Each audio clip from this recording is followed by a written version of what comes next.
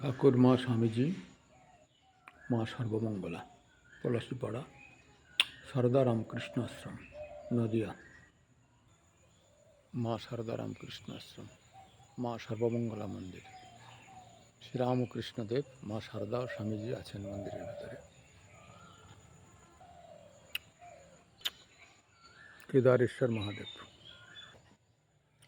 তব কথামৃতম তপ্ত জীবনম কবিভিরণিতম কলমশাপহম শ্রবণমঙ্গলম শ্রীমদাততম ভুবি গৃণন্তি যে ভুরিদা জনাঃ।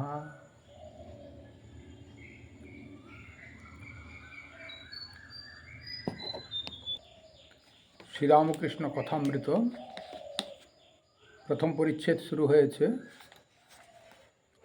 প্রথম খণ্ডের প্রথম পরিচ্ছেদ। তার ভিতরে দক্ষিণেশ্বরের কথা চলছিল, আজকেও খানিকটা বাকি আছে। আজকে দক্ষিণেশ্বরের কথা শেষ হবে। দক্ষিণেশ্বরে আজকে আমরা পূর্বের একটি থেকে তুলে নিই, তাহলে ভালো লাগবে। ঠাকুর শ্রীরামকৃষ্ণদেবের ঘর, এটা গতকালও লাস্ট হয়েছে। উঠোনের ঠিক উত্তর পশ্চিম কোণে, অর্থাৎ দ্বাদশ মন্দিরের ঠিক উত্তরে শ্রী শ্রী রামকৃষ্ণদেবের ঘর। ঘরের ঠিক পশ্চিম দিকে অর্ধমণ্ডলাকার একটি বারান্দা। সেই বারান্দায় শ্রীরামকৃষ্ণদেব পশ্চিমাশ্ব হইয়া গঙ্গা দর্শন করিতেন। এই বারান্দায় পরেই পথ, তাহার পশ্চিমে পুষ্পোদ্যান, তৎপরে পোস্তা, তাহার পরেই পূতসলিলা সর্বতীর্থময়ী কলকলনাদিনী মা গঙ্গা। নহবত, বকুলতলা ও পঞ্চবটী।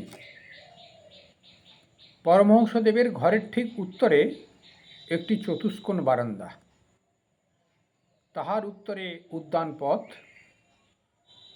তাহার উত্তরে আবার পুষ্পোদ্যান, তাহার পরেই নহবতখানা। নহবতের নিচের ঘরে তাঁর স্বর্গীয়া পরমারাধ্যা বৃদ্ধা মাথা ঠাকুরানী ও পরে শ্রী শ্রী মা থাকিতেন। নহবতের পরেই বকুলতলা ও বকুলতলার ঘাট। এখানে পাড়ার মেয়েরা স্নান করেন। সেই ঘাটে পরমহংসদেবের বৃদ্ধা মাতা ঠাকুরানীর গঙ্গালাভ হয় 1877 খ্রিস্টাব্দে। বকুলতলার আরও কিছু উত্তরে পঞ্চবটী। সেই পঞ্চবটীর পাদমূলে বসিয়া পরমহংসদেব অনেক সাধনা করিয়াছিলেন, আর ইদানিক ভক্ত সঙ্গে এখানে সর্বদা পাদচারণ করিতেন। গভীর রাত্রে সেখানে কখনো কখনো উঠিয়া যাইতেন। পঞ্চবটীর বৃক্ষগুলি বট, অশ্বত্থ, নিম্ব, আমলকি ও বিল্ব। তাহলে পঞ্চবটী কী কী? বট, অশ্বত্থ, নিম্ব, আমলকি ও বিল্ব, এই পাঁচটা মিলেই পঞ্চবটী। বট, অশ্বত্থ, নিম, আমলকি ও বেল। ঠাকুর নিজের তত্ত্বাবধানে রোপণ করিয়াছিলেন। বৃন্দাবন হইতে ফিরিয়া আসিয়া এখানে রজ ছড়াইয়া দিয়াছিলেন। এই পঞ্চবটীর ঠিক পূর্ব গায়ে একখানি কুটির নির্মাণ করিয়া ভগবান শ্রীরামকৃষ্ণ তাহাতে আসিয়া অনেক ঈশ্বর চিন্তা, অনেক তপস্যা করিয়াছিলেন। এই কুটির এক্ষণে পাকা হইয়াছে, কিন্তু উপরে খড়ের চালা আছে, লক্ষ্য করিবেন। পঞ্চবটীর মধ্যে সাবেক একটি বটগাছ আছে, তৎসঙ্গে একটি অশ্বত্থ গাছ আছে। দুইটি মিলিয়া যেন একটি হইয়াছে। বৃদ্ধ গাছটি বয়সাধিক্যবশত বহু কোটর বিশিষ্ট ও নানা পক্ষী, সমাকুল ও অন্যান্য জীবেরও আশ্রয়স্থল হইয়াছে। পাদমূলে ইষ্টক নির্মিত সোপানযুক্ত মণ্ডলাকার বেদী সুশোভিত। এই বেদীর উত্তর পশ্চিমাংশে আসীন হইয়া ভগবান শ্রীরামকৃষ্ণ অনেক সাধনা করিয়াছিলেন। আর বৎসের জন্য যেমন গাভী ব্যাকুল হয়, সেইরূপ ব্যাকুল হইয়া ভগবানকে কত ডাকিতেন। আজ সেই পবিত্র আসনোপরি বটবৃক্ষের সখীবৃক্ষ অশ্বত্থের একটি ডাল ভাঙিয়া পড়িয়া আছে। ডালটি একেবারে ভাঙিয়া যায় নাই, মূল তরুর সঙ্গে অর্ধসংলগ্ন হইয়া আছে। বুঝি সেই আসনে বসিবার এখনো কোনো মহাপুরুষ জন্মগ্রহণ করে নাই। ঝাউতলা, বেলতলা ও কুঠি। পঞ্চবটির আরও উত্তরে খানিকটা গিয়া লোহার তারের রেল আছে। এই রেলের ওপরে ঝাউতলা, সারি সারি চারিটি ঝাউ গাছ। ঝাউতলা দিয়া পূর্ব দিকে খানিকটা গিয়া বেলতলা, সেখানে পরমহংসদেব অনেক কঠিন সাধনা করিয়াছিলেন। ঝাউতলা ও বেলতলার পরেই উন্নত প্রাচীর, তাহারই উত্তরে গভর্নমেন্টের বারুদ ঘর। বেলতলাটা হচ্ছে পঞ্চমুণ্ডির আসন আছে, সেখানে শ্রীরামকৃষ্ণদেব চিন্ময়ী মাতাকে যেন প্রথম দর্শন করেছিলেন। পরবর্তীকালে ওখানে হৃদয়রামও একদিন বসেছিলেন, তার গা জ্বালা পোড়া হয়েছিল, আবার ঠাকুর গিয়ে তাকে তুলে নিয়ে এসেছিলেন ওই বেলতলা। রিসেন্ট সব ঘেরাঘিরি হয়ে গেছে, আমি দূর থেকে ছবি তুলে পাঠাই, জানি বলে পাঠাই। এখন নতুন যারা, তারা ওইসব আর জানবে না বই না পড়লে। সেই জন্যে বইটা আপনাদের দক্ষিণেশ্বরে কি কি দেখার আছে বা ঠাকুরের যে মূল মূল জায়গাগুলো, এই দুদিন যে আমি পাঠ করছি, এই দুদিনেই আপনারা জানতে পেরে যাবেন। দক্ষিণেশ্বরে গেলে এগুলো খুঁজে দেখতে পারবেন। আচ্ছা, উঠোনের দেউড়ি হইতে উত্তর মুখে বহির্গত হইয়া দেখা যায় সম্মুখে দ্বিতল কুটি। ঠাকুর বাড়িতে আসিলে রানী রাসমণি, তাহার জামাই মথুরবাবু প্রভৃতি এই কুঠিতে থাকিতেন। তাহাদের জীবদ্দশায় পরমহংসদেব এই কুটির বাড়ির নিচের পশ্চিমের ঘরে থাকিতেন। এই ঘর হইতে বকুলতলার ঘাটে যাওয়া যায় ও বেশ গঙ্গা দর্শন হয়।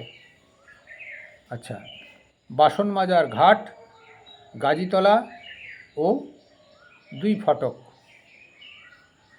উঠোনের দেউড়ি ও কুটির মধ্যবর্তী যে পথ, সেই পথ ধরিয়া পূর্ব দিকে যাইতে যাইতে ডান দিকে একটি বাঁধা ঘাট বিশিষ্ট সুন্দর পুষ্করিণী আছে। মা কালীর মন্দিরের ঠিক পূর্ব দিকে এই পুকুরের একটি বাসন মাজার ঘাট ও উল্লিখিত পথের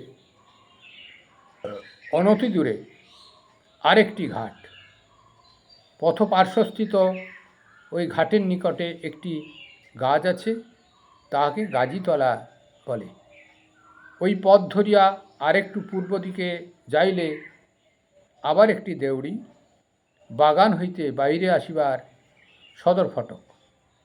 এই ফটক দিয়া আলমবাজার বা কলিকাতার লোক যাতায়াত করেন। দক্ষিণেশ্বরের লোক খিড়কির ফটক দিয়া আসেন। কলকাতার লোক প্রায়ই এই সদর ফটক দিয়া কালীবাড়িতে প্রবেশ করেন। এখানে দারোয়ান বসিয়া পাহারা দিতেছেন। কলকাতা হইতে পরমহংসদেব যখন গভীর রাতে কালীবাড়িতে ফিরিয়া আসিতেন, তখন এই দেউড়ির দারোয়ান চাবি খুলিয়া দিত। পরমহংসদেব দারোয়ানকে ডাকিয়া ঘরে লইয়া যাইতেন ও লুচি মিষ্টান্নাদি ঠাকুরের প্রসাদ তাহাকে হাতে দিতেন। আচ্ছা, হাঁসপুকুর, আস্তাবল, গোশালা, পুষ্পোদ্যান। পঞ্চবটির পূর্ব দিকে আরেকটি পুষ্করিণী আছে। আমরা হাঁসপুকুরের ছবি আপনাদের দেখিয়েছি। তার নাম হাঁসপুকুর। ওই পুষ্করিণীর উত্তর পূর্ব কোণে আস্তাবল ও গোশালা। গোশালার পূর্ব দিকে খিড়কি ফটক। এই ফটক দিয়া দক্ষিণেশ্বরের গ্রামে যাওয়া যায়। যে সকল পূজারী বা অন্য কর্মচারী পরিবার আনিয়া দক্ষিণেশ্বরে রাখিয়াছেন, তাহারা বা তাহাদের ছেলেমেয়েরা এই পথ দিয়া যাতায়াত করেন। উদ্যানের দক্ষিণ প্রান্ত হইতে উত্তরে বকুলতলা ও পঞ্চবটি পর্যন্ত গঙ্গার ধার দিয়া পথ গিয়াছে। এই পথের দুই পার্শ্বে পুষ্পবৃক্ষ, আবার কুটুরির দক্ষিণ পার্শ্ব দিয়া পূর্ব পশ্চিমে যে পথ গিয়াছে তাহারও দুই পার্শ্বে পুষ্পবৃক্ষ। গাজীতলা হইতে গোশালা পর্যন্ত কুঠি ও হাঁসপুকুরের পূর্ব দিকে যে ভূমিখণ্ড, তাহার মধ্যেও নানা জাতীয় পুষ্পবৃক্ষ, ফলের বৃক্ষ ও একটি পুষ্করিণী আছে।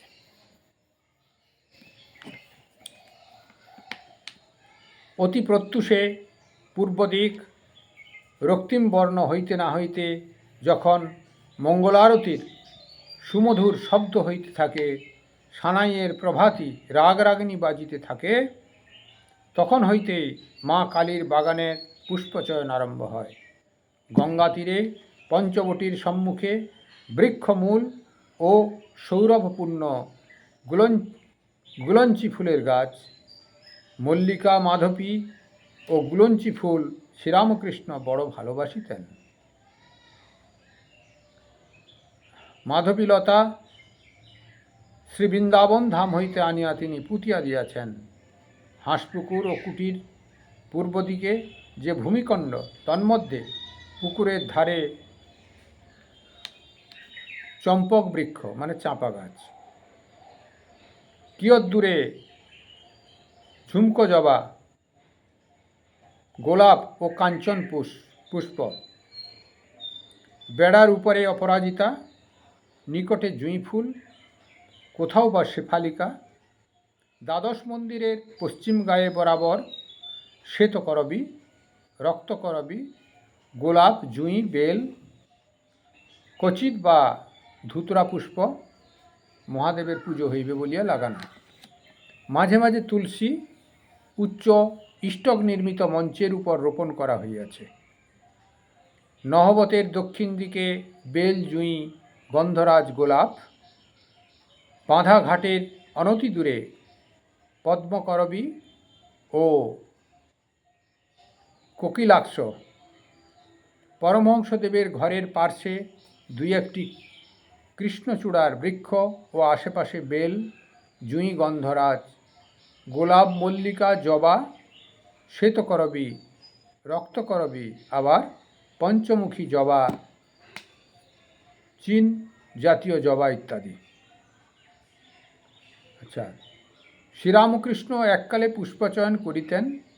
একদিন পঞ্চবটির সম্মুখস্থ একটি বিল্লবৃক্ষ হইতে বিল্লপত্র চয়ন করিতেছিলেন।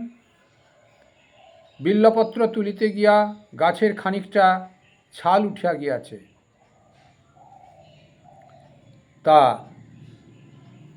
তখন তাহার এইরূপ অনুভূতি হইল যে যিনি সর্বভূতে আছেন তার না জানি কত কষ্ট হইল। অমনি আর বিল্লপত্র তুলিতে পারিলেন না। আর একদিন পুষ্পচয়ন করিবার জন্যে বিচরণ করিতেছিলেন। এমন সময় কে যেন দপ করিয়া দেখাইয়া দিল যে কুসুমিত বৃক্ষগুলো যেন এক একটি ফুলের তোড়া এই বিরাট শিবমূর্তির উপর শোভা পাইতেছে, যেন তাহারই অহর্নিশি পুজো হইতেছে। সেই দিন হইতে আর ফুল তোলা বন্ধ হইল। কার জন্য ফুল তুলিবেন? ফুল তো আপনি পুজো হচ্ছে শিবের। ঠাকুর শ্রীরামকৃষ্ণের ঘরের বারান্দা, পরমহংসদেবের ঘরের পূর্ব দিকে বরাবর বারান্দা, বারান্দার এক ভাগ উঠোনের দিকে অর্থাৎ দক্ষিণমুখ। এই বারান্দায় পরমহংসদেব প্রায় ভক্ত সঙ্গে বসিতেন ও ঈশ্বর সম্বন্ধীয় কথা কইতেন আর সংকীর্তন করিতেন। এই পূর্ব বারান্দার অপরার্ধ উত্তরমুখ। এই বারান্দার ভক্তেরা তাহার কাছে আসিয়া তাহার জন্মোৎসব করিতেন, তাহার সঙ্গে বসিয়া সংকীর্তন করিতেন। আবার তিনি তাহাদের সহিত একসঙ্গে বসিয়া কতবার প্রসাদ গ্রহণ করিতেন। এই বারান্দায় শ্রীযুত কেশবচন্দ্র সেন শিষ্য সমভিব্যবহারে আসিয়া তাহার সঙ্গে কত আলাপন করিতেন, আমোদ করিতেন। মুড়ি নারকেল লুচি মিষ্টান্ন দিয়ে একসঙ্গে বসিয়া খাইয়া গিয়াছেন। এই বারান্দায় নরেন্দ্রকে দর্শন করিয়া শ্রীরামকৃষ্ণ সমাধিস্থ হইয়াছিলেন। আনন্দনিকেতন। কালীবাড়ির আনন্দনিকেতন হইতেছে রাধাকান্ত ভবতারিণী ও মহাদেবের নিত্য পুজো, ভোগরাগাদি ও অতিথি সেবা। একদিকে ভাগীরথীর বহুদূর পর্যন্ত পবিত্র দর্শন, আবার সৌরভাকুল সুন্দর নানা বর্ণ রঞ্জিত কুসুম বিশিষ্ট মনোহর পুষ্পোদ্যান। তাহাতে আবার একজন চেতন মানুষ অহর্নিশি ঈশ্বর প্রেমে মাতোয়ারা হইয়া আছেন। আনন্দময়ীর নিত্য উৎসব। নহবৎ হইতে রাগরাগিনী সর্বদা বাজিতেছে। একবার প্রভাতে বাজিতে থাকে মঙ্গল আরতির সময়, তারপর বেলা 9টায় সময় যখন পুজো আরম্ভ হয়, তারপর বেলা দ্বীপ্রহরের সময়, তখন ভোগ আরতির পর ঠাকুরানীরা বিশ্রাম করিতে যান। আবার বেলা 4টার সময় নহবৎ বাজিতে থাকে, তখন তাহারা বিশ্রাম লাভের পর গাত্রোত্থান করিতেছেন ও মুখ ধুইতেছেন। তারপর আবার সন্ধ্যা আরতির সময়, অবশেষে রাত 9টার সময় যখন শীতলের পর ঠাকুর শয়ন হয়, তখন আবার নহবৎ বাজিতে থাকে। এই মোটামুটি করে প্রথম পরিচ্ছেদে সমাপ্ত করা হলো। ভারী সুন্দর। তা আমাদের দক্ষিণেশ্বরের যা যা আছে টোটাল বর্ণনা করে দেওয়া হলো। এবার দ্বিতীয় পরিচ্ছেদ, মাস্টার মহাশয়ের প্রথম দর্শন। এবার কথামৃত শুরু হয়ে গেল।